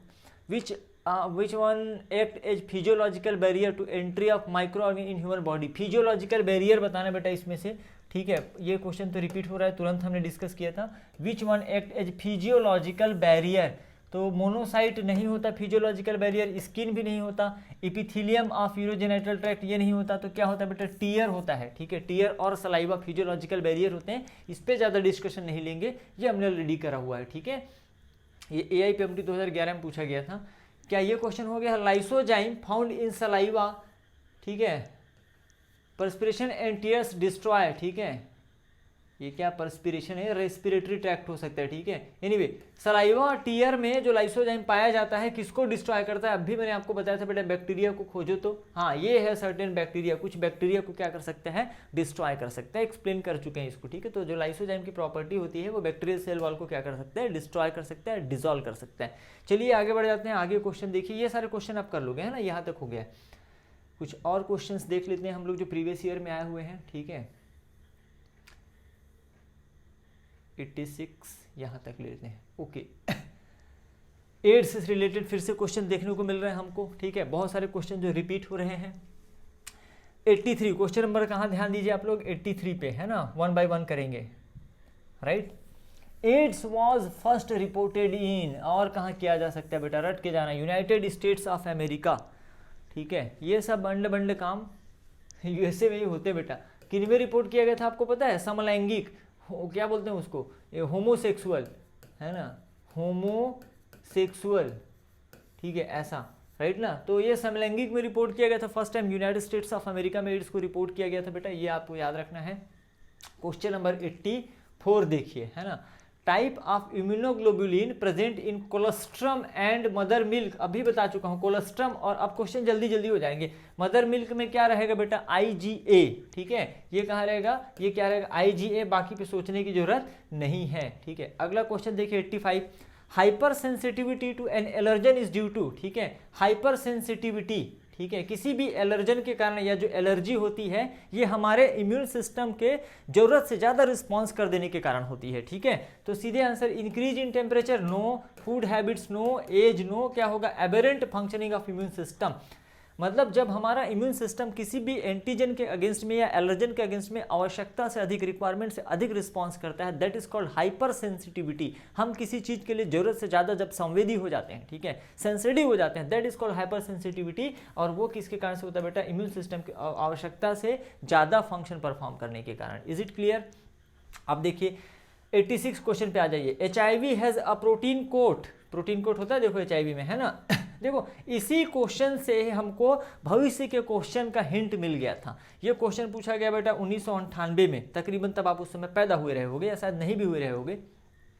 इसी क्वेश्चन से हमको हिंट मिल गया था फ्यूचर के क्वेश्चन का, ठीक है। इन्हीं क्वेश्चन को घुमा घुमा के फ्यूचर में पूछा जा रहा है। चलिए आगे बढ़ जाते हैं, देखिए क्या बोल रहा है। HIV has a protein coat and a genetic material which, अब HIV का जेनेटिक मटेरियल क्या होता है बेटा? सिंगल स्ट्रैंडेड RNA होता है, ठीक है। 2 मॉलिक्यूल रहते हैं सिंगल स्ट्रैंडेड RNA के HIV के वायरस के अंदर में, ठीक है। और 2 रिवर्स ट्रांसक्रिप्टेज एंजाइम भी होते हैं। क्लियर है आपको? इस पर कुछ बताने की जरूरत नहीं है। आगे बढ़ जाते हैं। क्वेश्चन नंबर 94 एड्स से मुझे दिख रहा है। AIDS is caused by HIV, सबको पता है एड्स किसके कारण होता है? HIV के कारण होता है। दैट प्रिंसिपली इनफैक्ट, जो मुख्यतः संक्रमित करता है बेटा, हेल्पर टी सेल खोज रही है मेरी निगाहें, ठीक है। T for helper lymphocyte, helper T cell बोलिए इसको। ऑल लिम्फोसाइट मत करिए, एक्टिवेटर B सेल मत करिए, साइटोटॉक्सिक टी सेल मत करिए, हेल्पर टी सेल आंसर करिए बेटा। जहाँ पे हेल्पर टी मिलता है वहाँ पे आप आंसर करिए। AIPMT 2005 का क्वेश्चन है, अच्छा क्वेश्चन है, रिपीट हो सकता है। एंटीबॉडीज आर कॉम्प्लेक्स, क्या होते हैं? केमिकली क्या होते हैं बेटा एंटीबॉडी? क्वेश्चन नंबर 95 पे फोकस करिए। एंटीबॉडी ग्लाइकोप्रोटीन होते हैं, ठीक है। एंटीबॉडी क्या होते हैं? दे आर ग्लाइकोप्रोटीन, आंसर करिए बेटा ग्लाइकोप्रोटीन। इसको भी याद रखना है आपको, ठीक है। ग्लाइको मतलब होता है शुगर और प्रोटीन मतलब होता है प्रोटीन, ठीक है। कॉम्प्लेक्स मॉलिक्यूल है, केमिकली दे आर ग्लाइकोप्रोटीन, ठीक है। तो लिपोप्रोटीन, स्टेरॉइड, प्रोस्टाग्लैंडिन आंसर मत करना, ठीक है। 96 क्वेश्चन पे फोकस करिए आप लोग। देखिए 96 क्वेश्चन क्या कहना चाह रहा है। Increased asthmatic attack in a certain season, किसी खास मौसम में अस्थमा का अटैक क्यों होता है? किसी खास सीजन में बेटा। तो ये एक्चुअली ना क्वेश्चन जो है पॉलन एलर्जी से संबंधित है, ठीक है। Inhalation of seasonal pollen, heat and humidity, low temperature, eating preserve food. तो इसका आंसर होगा बेटा inhalation of pollen, seasonal pollen. किसी पर्टिकुलर सीजन में जब पॉलिनेशन होता है, परागण होता है, तो एनवायरनमेंट में बहुत ज़्यादा क्वांटिटी में पॉलन ग्रेन रिलीज होते हैं, खास करके वो जिनमें पॉलिनेशन बेटा एयर के माध्यम से होता है, वायु के द्वारा होता है, ठीक है। तो ये पॉलन ग्रेन एलर्जी कराते हैं, और अस्थमा भी एक प्रकार का एलर्जिक डिसऑर्डर है। तो इसका आंसर चला जाएगा हमारे पास इनहेलेशन ऑफ सीजनल पॉलन है ना, पर्टिकुलर सीजन में ही होता है। अब फ्लावरिंग सीजन आएगा उसका, तभी तो उसका पॉलन ग्रेन रिलीज होगा ना। ऐसे बहुत सारे प्लांट होते हैं जिनके पॉलन से एलर्जी होती है। पॉलन एलर्जी को पॉलिनोसिस भी कहा जाता है, प्यार से उसको हम लोग हे फीवर भी कहते हैं। जैसे आपको कुछ समझ में नहीं आता तो आप लोग बोलते हो हे भगवान, ठीक है, तो पॉलन एलर्जी को हे फीवर भी कहा जाता है। ये सारे क्वेश्चन आपके क्लियर है। ऊपर आ जाते हैं, ठीक है, ये यहाँ तक आ जाते हैं, ठीक है। चलिए राइट, क्वेश्चन नंबर 79, सार्कोमा, ठीक है। क्या है सार्कोमा? इससे पहले मैंने आप लोगों को बताया यार, ये जो समलैंगिक वाला मामला है, ये मनुष्य की ना दिमाग की एक प्रकार की विकृति है। ये बात अलग है कि अभी इसको सुप्रीम कोर्ट ने परमिशन दे दिया, मंजूरी दे दिया है ना। समलैंगिक लोग, लड़का लड़का से शादी कर सकता है, लड़की लड़की से शादी कर सकती है। ये वैचारिक स्वतंत्रता के नाम पे ना एक प्रकार मानसिक विकृति को फैला रहे हैं लोग, ठीक है। पता नहीं किस दुनिया में जी रहे हैं। ये कोई प्राकृतिक नेचुरल चीज़ थोड़ी है भैया, है ना। आपने किसी बैल को बैल से शादी करते हुए देखा है ना, मतलब लाइक यार जानवरों से बदतर मत हो जाइए, है ना। चलिए फिलहाल है ना, वो सब सोशल मुद्दे हैं, है ना, जिन पे भी कभी कभार बात होते रहना चाहिए। लाइव वीडियो में बात करेंगे। Sarcoma is a cancer of, और किस मुद्दे पे आप बात करना चाहते हैं तो कमेंट बॉक्स में डाल दीजिए आप, है ना, डेफिनेटली करेंगे। सार्कोमा किसका कैंसर है बेटा? मीजोडर्मल टिश्यू का। ऐसे टिश्यू जिनकी ओरिजिन क्या होती है? मीजोडर्म से होती है, उसके कैंसर को हम लोग क्या कहते हैं? सार्कोमा कहते हैं, ठीक है। इसको आपको याद रखना है ना। एपिथेलियल टिश्यू, ब्लड, ये सब नहीं करना आप, ठीक है। मीजोडर्मल टिश्यू आंसर करिएगा। एंटीजन आर फाउंड, एंटीजन कहाँ पे पाए जाते हैं? तो किसी भी सेल के ना प्लाज्मा मेम्ब्रेन के सरफेस पे पाए जाते हैं, जिसको आप सेल के सरफेस पे भी बोल सकते हो। तो जो एंटीजन होते हैं, है ना, जैसे ये मेरा सेल होगा तो एंटीजन जनरली कहाँ पे प्रेजेंट होता है? जैसे कि ये आरबीसी होता तो आरबीसी का ब्लड ग्रुप जो होता है बेटा, है ना, ह्यूमन का जो ब्लड ग्रुप होता है ए बी और ओ, ठीक है। तो इसके भी एंटीजन कहाँ पाए जाते हैं? सरफेस पे, ऑन सेल सरफेस आपको आंसर करना है। तो जो एंटीजेंस होते हैं they are present on cell surface पे, सतह पर पाए जाते हैं, ठीक है। ये जो इनसाइड साइटोप्लाज्म नहीं करना है, न्यूक्लियस नहीं करना है, न्यूक्लियर एनवेलोप नहीं करना है, सेल के सरफेस पे पाए जाते हैं, ठीक है। कोई भी एंटीजन आपको यही आंसर लेना होगा, ठीक है। चाहे मैं बात करूँ ह्यूमन ब्लड ग्रुप की, ब्लड ग्रुप के लिए जो रिस्पॉन्सिबल एंटीजन ए बी या ए बी है, ये भी आरबीसी के प्लाज्मा मेम्ब्रेन के सरफेस पे ही पाए जाते हैं, ठीक है। एक्चुअली ये ओलिगोसेकेराइड होते हैं। मैं जब बात करूँ ब्लड ग्रुप की तो ये जो एंटीजन होते हैं दे आर बेसिकली ओलिगोसेकेराइड, ठीक है। चलो आगे बढ़ जाते हैं। ब्लड कैंसर क्या है? ल्यूकेमिया, ठीक है। थ्रोम्बोसिस नहीं है, हीमोलाइसिस नहीं है, हीमोफीलिया नहीं है बेटा। हीमोफीलिया जो है आपका जेनेटिक डिसऑर्डर है, सेक्स लिंक रेसेसिव, ठीक है, एक्स लिंक रेसेसिव डिसऑर्डर है। थ्रोम्बोसिस बेटा ब्लड का जब क्लॉट जो है आपका बहते हुए ब्लड वेसल के अंदर ही जब ब्लड क्लॉट हो जाता है बेटा, तो उसको उस फिनोमिना को थ्रोम्बोसिस कहा जाता है। और हीमोलाइसिस बेटा आरबीसी के डिस्ट्रक्शन को कहा जाता है, रेड ब्लड सेल के नष्ट होने को हीमोलाइसिस कहा जाता है, ठीक है। तो ये अलग अलग चीजें हैं। ब्लड कैंसर को ल्यूकेमिया, कॉमनली ल्यूकेमिया को जब WBC की संख्या, समांतर WBC संख्या हजारों में रहेगी, मतलब तकरीबन 10,000 से कम ही रहेगी, 10,000 से। लेकिन जब लाखों में हो जाए WBC की संख्या, नंबर जब आप काउंट कराते हैं, ब्लड टेस्ट कराते हैं और WBC का नंबर लाखों में, 2.5 लाख, 3 लाख, 5 लाख ऐसा, तो वो ल्यूकेमिया को इंडिकेट करता है, ब्लड कैंसर को इंडिकेट करता है। अदरवाइज कितना रहेगा बेटा? 5,000 to 11,000 रहेगा, 6,000 to 10,000 रहेगा, ऐसा WBC का नंबर रहेगा पर मिलीमीटर क्यूब, ठीक है। यूनिट भी देख लीजिएगा, हजारों में रहेगा तो क्या है? सामान्य है। और मान लो थोड़ा बहुत बढ़ गया, किसी इन्फेक्शन में, कोई किसी भी टाइप का संक्रमण होता है, इन्फेक्शन होता है ना, तो WBC का नंबर थोड़ा बहुत इंक्रीज हो जाता है, लेकिन हजारों में इंक्रीज होगा। कितना? 15,000 हो गया, मान लो 20,000 हो गया, ये ऐसे बढ़ेगा। लेकिन अब सीधे 2 लाख हो गया, 2.5 लाख हो गया बेटा, तो उस केस में ये क्या है? कैंसर है, that is called blood cancer और ल्यूकेमिया। आगे बढ़ते हैं। Antibody production is carried out bye, antibody कौन बनाता है बेटा? तो लिम्फोसाइट। कौन से लिम्फोसाइट? बी लिम्फोसाइट, बता चुका हूं मैं आपको, ठीक है। राइट ना। अब एक बात बताइए, जो लिम्फोसाइट हैं, थोड़ा इस क्वेश्चन पे सोचिएगा, है ना। वैसे आंसर आप बी लिम्फोसाइट करो, कोई दिक्कत नहीं है, स्ट्रेट फॉरवर्ड, ठीक है। ल्यूकोसाइट मतलब होता है WBC, है ना। और WBC का एक टाइप है क्या, है ना। लिम्फोसाइट क्या है बेटा? WBC के टाइप है ना। तो क्या है यार, इसको थोड़ा परफेक्ट होना चाहिए था इस क्वेश्चन को, ठीक है। वैसे आप आंसर सीधे बी लिम्फोसाइट करिए, ज़्यादा सोचने की जरूरत नहीं, क्योंकि जितना सोचेंगे उतना कंफ्यूजन क्रिएट होगा। ल्यूकोसाइट WBC को बोलते हैं बेटा, WBC का एक टाइप होता है लिम्फोसाइट, ठीक है। आगे बढ़ते हैं, क्वेश्चन पे आ जाते हैं। क्वेश्चन नंबर 90 है ना। 90 में आप लोग देखिए क्या कहानी है क्वेश्चन नंबर 90 की। मेटास्टेसिस इज कनेक्टेड विथ, बताइए, अब भी थोड़ी देर पहले बताया था मैलिग्नेंट ट्यूमर के साथ कनेक्टेड है। मैंने कहा बेटा हम ठीक है लिमिटेड पढ़ते हैं, लिमिटेड पढ़ाते हैं, लेकिन जो एग्जैक्टली बताते हैं वही आपके एग्जाम में आता है, दैट्स इट। ठीक है, तो मेटास्टेसिस किससे कनेक्टेड है बेटा? मैलिग्नेंट ट्यूमर से। ठीक है, बिनाइन ट्यूमर से नहीं होगा। ठीक है, क्राउन गाल ट्यूमर, ठीक है, ये सब कहाँ क्राउन गाल, वो प्लांट वांट के दे दिया बेटा, हटा दो। बोथ बिनाइन एंड मैलिग्नेंट नहीं होगा। बिनाइन ट्यूमर अपने ओरिजिन के स्थान पे, फॉर्मेशन के स्थान पे कन्फाइंड रहते हैं, जबकि जो मैलिग्नेंट ट्यूमर होता है बेटा वो फैल जाता है। ठीक है, और उस फैलने के प्रोसेस को हम लोग मेटास्टेसिस कहते हैं।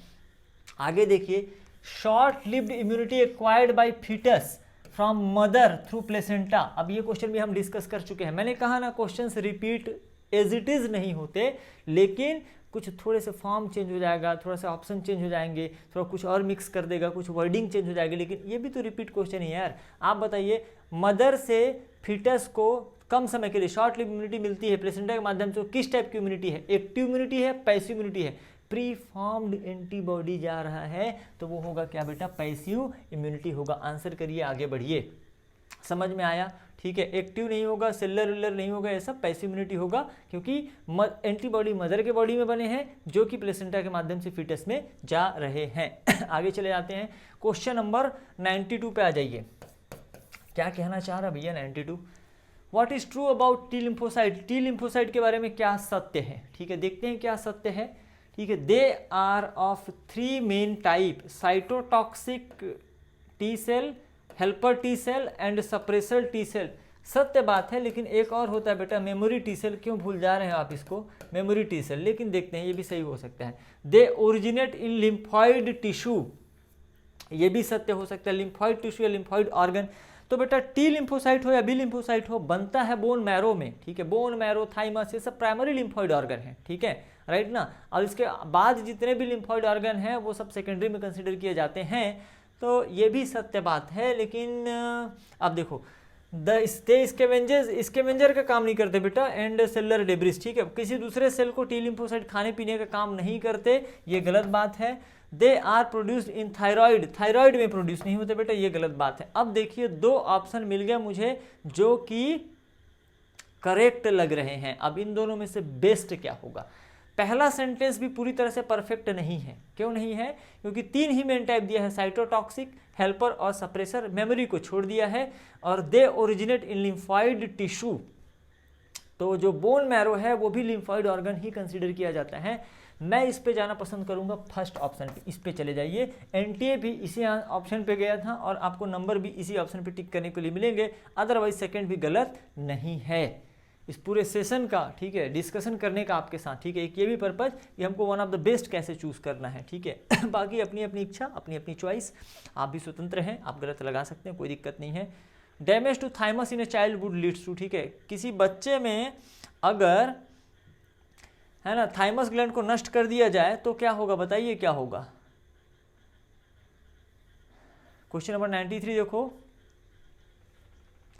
ठीक है, डैमेज टू थाइमस, ठीक है, in a child would leads to, अगर किसी बच्चे में थाइमस ग्लैंड को नष्ट कर दिया जाए, नुकसान हो जाए, डैमेज हो जाए, क्या होगा? Loss of cell mediated immunity.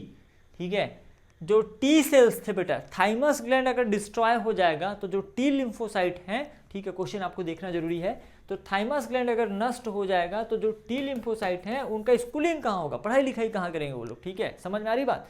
ठीक है, मतलब, और टी लिम्फोसाइट रिस्पॉन्सिबल थे किसके लिए? सेल मीडिएटेड इम्यूनिटी के लिए। मतलब पहला जो ऑप्शन मिल गया मुझे सही है, थाइमस ग्लैंड डिस्ट्रॉय होगा, टी लिम्फोसाइट मैच्योर प्रोसेस नहीं हो पाएंगे, तो सेल मीडिएटेड इम्यूनिटी अफेक्ट होगा।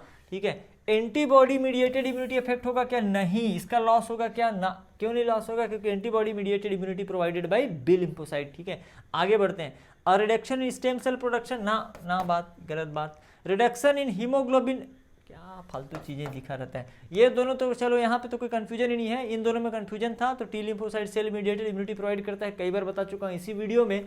ठीक है, मतलब कुल मिला के बात यह है कि चीजें रिपीट होती हैं। अगर प्रीवियस ईयर के सारे क्वेश्चन को आप बहुत अच्छे से कर लो ना बेटा, तो अच्छे मार्क्स तो आपके ऐसे भी आ जाएंगे। ठीक है, चलें आगे बढ़ें, नेक्स्ट क्वेश्चन पे आ जाते हैं हम लोग, इसको क्लियर करते हैं और देखते हैं आगे क्वेश्चंस क्या है। ठीक है, बस ये हाँ इतने ही है क्वेश्चन, ठीक है, ये जल्दी जल्दी हो जाएंगे ये क्वेश्चन, इसको भी कंप्लीट कर ही लेते हैं क्योंकि इंपॉर्टेंट क्वेश्चन है इंटरफेरेंस से रिलेटेड।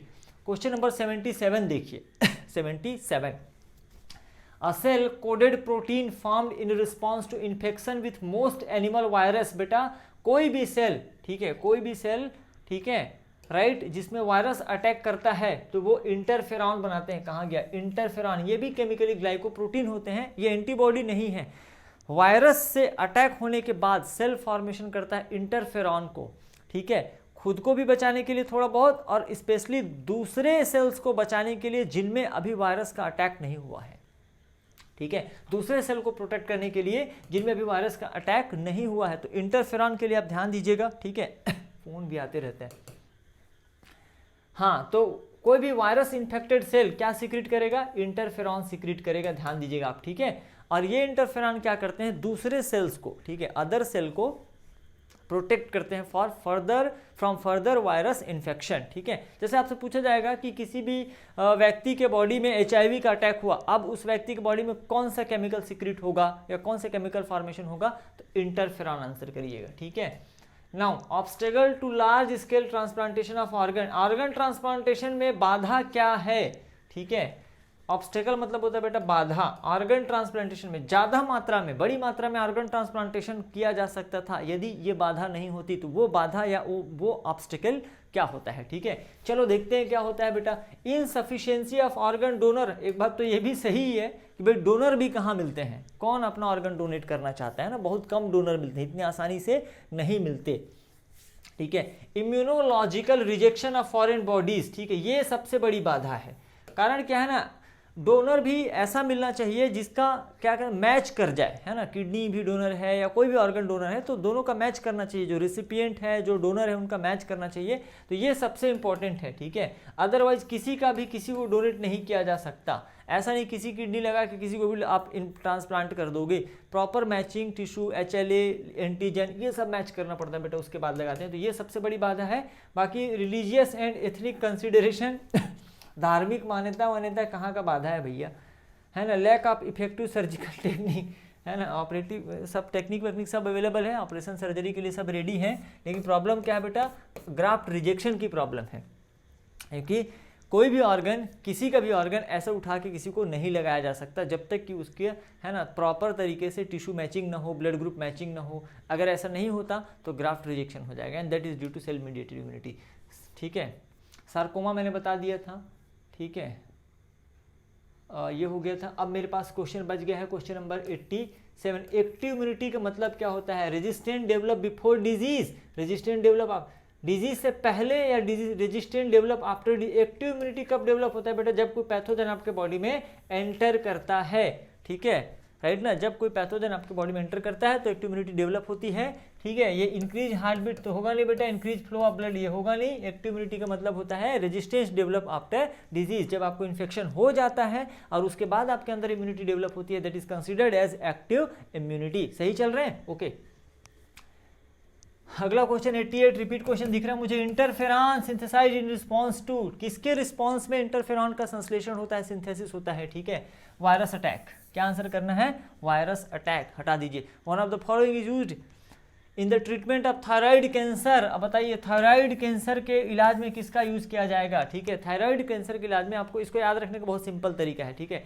थायरॉक्सिन जो हार्मोन होते हैं उनके सिंथेसिस के लिए क्या लगता है बेटा, आयोडीन, ठीक है। थायरॉक्सिन हार्मोन के सिंथेसिस के लिए आयोडीन की आवश्यकता होती है। देखिए मुझे कहाँ मिल रहा है, ये 131 नहीं है, ये आयोडीन 131 है, ये यूज़ किया जाता है बेटा। इसको आप लोग याद भी रख सकते हैं, और याद रखने के लिए सिंपल बेटा, थायराइड ग्लैंड से संबंधित कौन सा आपको, है ना, एलिमेंट होता है, आयोडीन होता है, आयोडीन की आवश्यकता होती है। इसलिए आपको सजेस्ट किया जाता है कि आयोडाइज्ड नमक खाइए, नहीं तो हाइपोथायराइडिज्म हो जाएगा, ठीक है, ग्वाइटर, घेंघा रोग, ठीक है। चलिए ये 90 क्वेश्चन मैंने आपको बता दिया है, metastasis connected with the malignant tumour. So अभी कुल मिला के हमने, ठीक है, 1 घंटे 10 मिनट लगभग होने वाले हैं। इसमें हमने क्वेश्चन कितने सॉल्व किए हैं, 50 के आसपास क्वेश्चन सॉल्व किए हैं।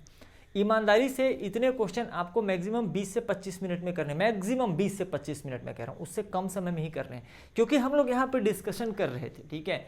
और क्या क्या क्वेश्चंस हो सकते हैं। तो इस पूरे हमने प्रीवियस ईयर के question almost human health and disease से कवर किया हुआ है, 2020 तक के क्वेश्चन हमने कवर किए हैं, ठीक है। और इस वीडियो को देखने के बाद आपका एक प्रॉपर रिवीजन भी हो जाएगा, ठीक है। अगर आपको अच्छा लगता है तो डेफिनेटली नया ये जो सीरीज़ है, लाइक जो हमने अभी स्टार्ट किया हुआ है, ये सीरीज़ का तीसरा वीडियो है कि प्रीवियस ईयर के क्वेश्चन आंसर को आपके साथ डिस्कस किया जाए, ठीक है। So that's all for this video, will discuss in the next video. Thank you very much. आप मुझे ज़रूर बताइए कि अगला कौन से टॉपिक पे, कौन से चैप्टर पे आप लोग डिस्कशन चाहते हैं इस टाइप का क्वेश्चन एंड आंसर का, ठीक है। थैंक यू वेरी मच, मिलते हैं अगले वीडियो में।